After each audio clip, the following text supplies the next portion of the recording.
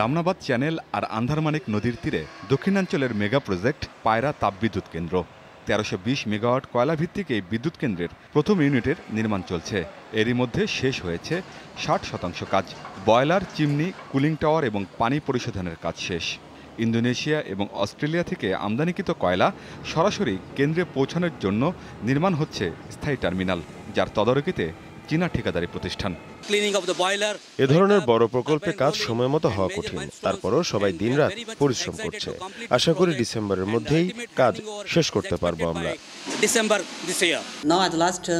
প্রকৌশলগত দিক নিখুঁত করতে সবাই কঠোর পরিশ্রম করছে।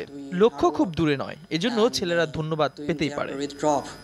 প্রথম ইউনিটের স্টিম টারবাইন বসে গেছে। পরিবেশগত ঝুঁকি এড়াতে সর্বাধুনিক প্রযুক্তি ব্যবহারের কথা জানিয়েছেন প্রকৌশলীরা। এখানে দুইটা ইউনিট 1-এর টারবাইন বসিয়ে ফেলেছি। এখানে শুধু অ্যালাইনমেন্টের কাজটা করা হচ্ছে। চলতি বছরের মে মাসে ৬৬০ মেগাওয়াট বিদ্যুৎ জাতীয় গ্রিডে যোগ হওয়ার কথা। তবে নির্মাণ কাজের গতি ধীর হওয়ায় লক্ষ্য ৩ মাস পিছিয়ে দেওয়া হয়েছে। আমাদের ফার্স্ট ফেজের ফার্স্ট ইউনিট মানে ৬৬০ মেগাওয়াটটা আমাদের আগস্টে আমরা আশা করতেছি গ্রিডে আমরা দিতে পারবো। আর তার ৬ মাস পরে সেকেন্ড ইউনিটটাও আসতে পারবে। সো আলটিমেটলি ১৩২০ আমরা মার্চ এপ্রিলের দিকে পাইতেছি ২০২০-এ। ২০১৬ সালে দ্বিপাক্ষিক চুক্তি স্বাক্ষরের পর প্রায় ১২,৫০০ কোটি টাকার প্রকল্পটি আলোর মুখ দেখে। কয়লাভিত্তিক এ প্রকল্পে ৮০% ঋণ দিচ্ছে চীনের এক্সিম ও ডেভেলপমেন্ট ব্যাংক। আমিন বাবু, যমুনা নিউজ।